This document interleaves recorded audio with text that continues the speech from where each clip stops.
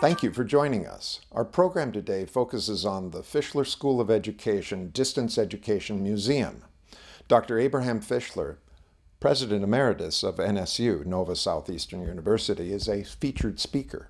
The ribbon cutting and speeches follows these messages. Students, alumni, faculty, staff, and our guests, welcome. We are delighted to have you here to participate and share the dedication of the Fischler School of Education Distant Museum and Cafe. Thank you for coming. That many of you travel long distances serve to remind us of all just how important our work is. The Abraham School of Education Museum will recognize innovative and leadership in distant education by FSC students, alumni, and staff. Our task is to make it possible. Before we get started with today's event, I want to take the time to recognize FSC organizations, executive board members for their hard work and dedications to make this event possible. Fischler's Graduate Student Government Association, please stand.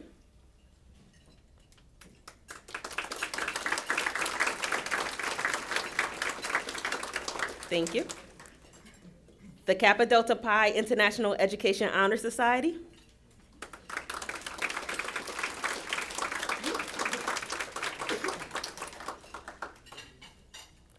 The Phi Gamma Sigma International Professional Society.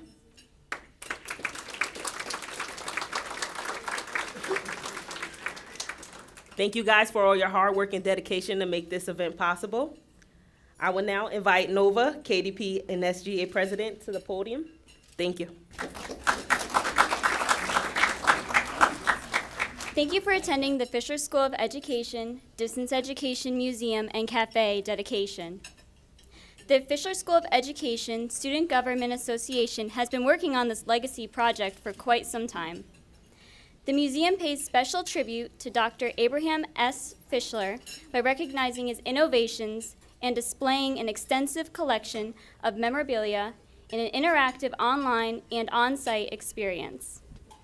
In addition, the museum showcases awards from leading global educational institutions and highlights the school's achievements, as well as faculty, students, and alumni of the Fischler School of Education.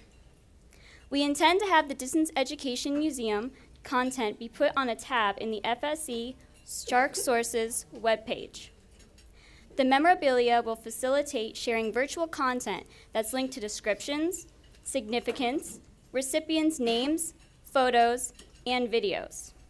We have also created a place where people or organizations may donate monies to support the Distance Education Museum so it may continue to grow and leave a legacy for our school. I will now pass the microphone over to the Interim Dean and Associate Provost at the Abraham S. Fischler School of Education, Dr. Ronald Chennai, to talk about the accomplishments of FSC students, alumni, faculty. Well, the first thing I need to, thank you all for being here. I was supposed to talk for 3 or 4 minutes, which is very difficult for me to do, but I will do my best to do that. Before I talk about the accomplishments of the school, I want to talk a little bit about, our school is named after Dr. Fischler. And, you know, whenever you go out to museums and you go out and look at displays, which I hope you will do many times or visiting it online and that, is that, you know, it's one thing to talk about vision, it's another thing to talk about what it takes to accomplish that vision. Everyone can have great ideas, or I used to say ideas. Everyone can have great ideas, but it's not easy having a vision, and it's not easy staying committed to a vision, and it's not easy to make sure that a vision becomes reality. Normally I like to tell my favorite Abe stories here, but I'll tell you one. Is that, as you know, the university started out very differently than what we see today, much different. The emphasis was reminiscent of the Kennedy administration, the idea that we were going to the moon, that was about technology, and it was about all those sorts of things, and it was reflected with technology being the original name of the university. By the time the university came into place, it was now President Johnson. Not Andrew Johnson, but Lyndon Johnson. Abe is not that old. And so when President Lyndon Johnson came in, it was about the Great Society and the values in terms of what we needed to do to revitalize our communities, to address civil rights, to address access and opportunity. And that was, I guess, that was the first battle. That was really the first battle at this university, that there were a group of faculty and a group of folks here who felt that we were going to go in a particular direction. Even though the university was not doing very well, they were going to stick to that. And when Abe was brought in with an international experience, and the idea is that we needed to build a university that reflected opportunity. You know the values. The values just were not created recently. Those are values that we have here that reflect the legacy, reflect the vision that Dr. Fischler started when he came here all those years ago. And so the job that I have as an interim dean and as an associate provost is to make sure that we live up to those values. And I hope that you can see that in what the work that our students do and the work that our faculty do. See, now I'm really making the transition to what I'm supposed to be talking about. So the idea of what our students do, and it's about leadership. You can have vision, but if you don't have leadership, you won't accomplish anything. And when you look at the graduates of the Fischler School, soon to be Fischler College of Education, you can see this. I don't know, I guess we need to do the benchmarking, but I don't think there's another university, another school of education in the United States that has as many sitting university and college presidents as the Fischler School does. So if we have 30+ presidents, and then how many faculty do they work with? How many students do they work with? How many graduates do they have? That's based upon the legacy of this school and this man. The same thing is true in terms of the number of superintendents, as well as the leaders in every school that are principals and teachers in that sense of leadership. Every student, every graduate that we talk to, asking them about their experience at the Fischler School at Nova Southeastern University, they always say the same thing. Now, it's not rehearsed, but it just shows about the consistency of vision.